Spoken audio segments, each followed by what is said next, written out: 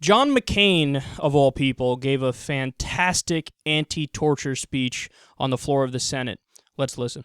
I have long believed some of these practices amounted to torture, as a reasonable person would define it, especially, but not only, the practice of waterboarding, which is a mock execution and an exquisite form of torture.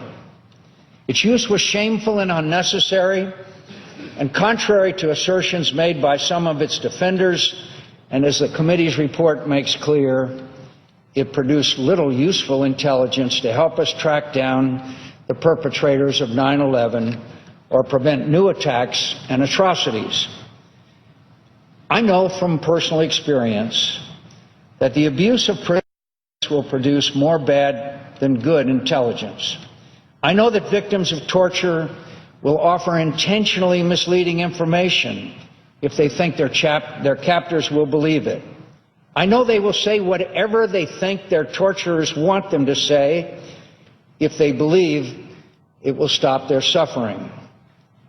Most of all, I know the use of torture compromises that which most distinguishes us from our enemies, our belief that all people, even captured enemies, possess basic human rights which are protected by international conventions the United States not only joined, but for the most part authored. When we fight to defend our security, we fight also for an idea, not for a tribe or a twisted interpretation of an ancient religion or for a king, but for an idea that all men are endowed by their Creator with inalienable rights. How much safer the world would be if all nations believed the same. How much more dangerous it can become when we forget it ourselves, even momentarily. Our enemies act without conscience. We must not. This executive summary of the committee's report makes clear that acting without conscience isn't necessary. It isn't even helpful in winning this strange and long war we're fighting. We should be grateful to have that truth affirmed. Now, let us reassert the contrary proposition that is it essential to our success in this war that we ask those who fight it for us to remember at all times that they are defending a sacred ideal of how nations should be governed and conduct their relations with others, even our enemies. Those of us who give them this duty are obliged by history, by our nation's highest ideals, and the many terrible sacrifices made to protect them, by our respect for human dignity, to make clear we need not risk our national honor to prevail in this or any war. John McCain was tortured, so he knows on this issue better than anybody else. He's telling you because he went through it. He's saying torture makes people say whatever you want to hear. They're going to tell you whatever to make you stop. It doesn't mean that they're going to give you the truth. In fact, we know it doesn't give you the truth. If it gives you the truth, why did they have to torture Khalid Sheikh Mohammed 183 times? And by the way, Khalid Sheikh Mohammed started admitting stuff that he wasn't even involved with because they were torturing him.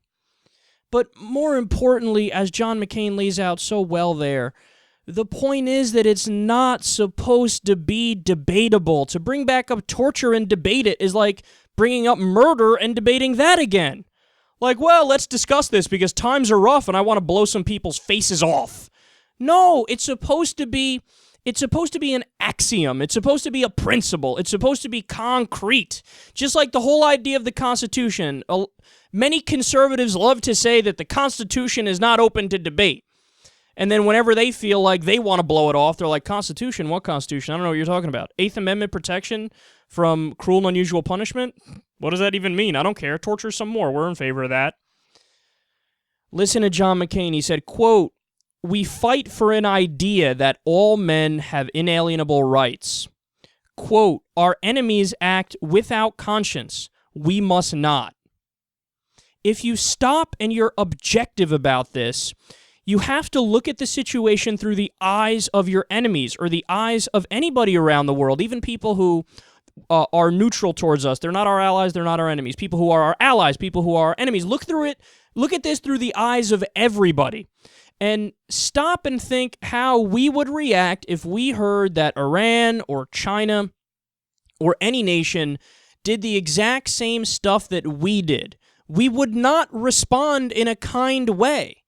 We would say, okay, you're going against the Nuremberg tribunals, you're going against international law and the Geneva Conventions, you're violating basic human rights and basic principles that were established during the Magna Carta. So why is it that we get to say when we do it, it's okay, when they do it, it's not okay? We do say that, but it's stupid, which is why people mock the U.S. about stuff like this, and why recent polls show that people view us as the biggest threat to world peace. Isn't that sad? They view us as the biggest threat to world peace. We discussed this story at length, how in World War II, we put to death Japanese soldiers who admitted to waterboarding our soldiers. But then when we do the exact same tactics, we turn around and say, it's not even torture. It's enhanced interrogation. I want to be that country that has these correct principles and beliefs and values and actually abides by them. Every country proclaims that they're the shining city on a hill and they believe all the right things and stand for all the right things. But it's irrelevant what you say you believe in. You could have the best document ever drafted right in front of you, but if you don't actually abide by it, it's useless. You might as well not have it. That's the position we're in right now in the United States, where we ignore the Constitution, we ignore international law, and we're the cowboy on the world stage. And when it takes a guy like John McCain, who in many respects has questionable judgments, when it takes that guy to be our moral compass, you know we've gone very, very far astray. And this is not to put down John McCain, because again, on this issue, I want to make clear, he's exactly right, and it would be the correct thing for everybody, no matter what your political affiliation is, to stop and listen to him talk about this, because he's the only one making a lot of sense.